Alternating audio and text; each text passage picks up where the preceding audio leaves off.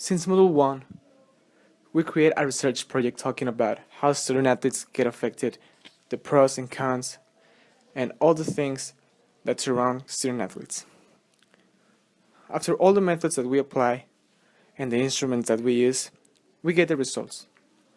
We get into the main problem, the struggles, we discover things that were not in the platform. That's why, in this documental, we will talk about the things that can change in the future, the things that might happen with the research that we do since the Model 1, as I mentioned before, and that conclude now. Now, I am going to mention 5 research lines that can be followed after our research of how students, athletes are affected. According to a research project and the results obtained during the different methods that we apply, there are several research lines that can be followed if someone or if we decide to continue the research. In first place, we can start a research of which gender has more consequences as an athlete student, because there are different traits and management with both genders. The second research line that we can follow is which sport is better for the development of an athlete student. This question is interesting because each sport provides different characteristics and exigence. The third one is there is a difference between adults that were athletes than the ones that weren't. This research question can solve so many questions because there is the long life debate which we approach on our research that the benefits of sports bring to a student.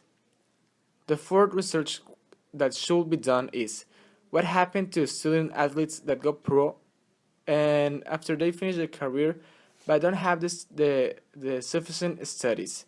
Many players are affected because they finish to play and they don't have the necessary education to live a normal life.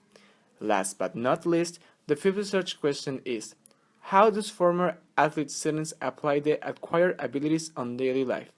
Few people think that athlete students only learn to play sports, but they learn a lot of things more that we help them to create a better society and culture. The discoveries about how practicing sports can affect students can change the way in which the schools teach their students.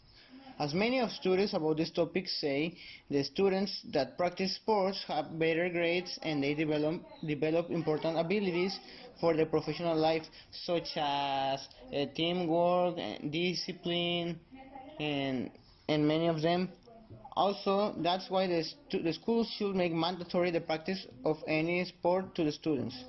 Also, if the schools give explanations on this, it can change people's mind that practicing sports not only helps in the physical, but also in the mentally, because it can help to to the students to express themselves and get out that negative emotion that they have from the school, the relationships and all of that.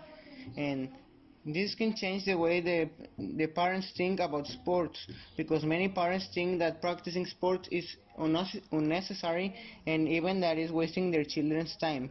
And this research will show that practice sports is more important than the people normally think. The future that sports have socially, I think we can create a welfare culture in youngsters in sports in the future, to motivate people to be healthier, to have a healthier lifestyle in general. I think socially we could do that. Culturally, I think cultures can cultures can take in sports, making population be to be fitter, for them to be healthier, bringing, and also of course bringing sports and good vibes into long time traditions. The culture should change. There is no discussion that sports benefit students in a great way. Somehow, people tend to watch sports just for fun. However, they should start to play sports.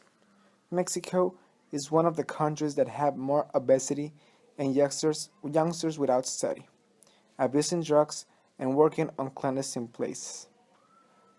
That's why our research should benefit the future of the culture and society. Hi, my name is Enrique Signoret Cota, and I will be talking to you about part 5, which is consider that there will always be people against your work. Who would be those detractors and how can they oppose to your results? And my response to this problem was people who imply that making exercise among young users can be dangerous as it is really common for them to get hurt, meaning that my response was aiming against people who always say that making exercise is dangerous. The second one is people who don't make any physical activities can often say that making a more productive hobby such as reading can have a bigger impact among youngsters. Educators who say exercise often distracts students from their main responsibility, which is school. People who often promote exercise as an absurd hobby and that we should focus youngsters into extracurricular activities at school. Overprotective parents or tutors are sometimes the reason youngsters can get into any physical activities. These are the 5 reasons why youngsters can be opposed to make exercise. Thank you.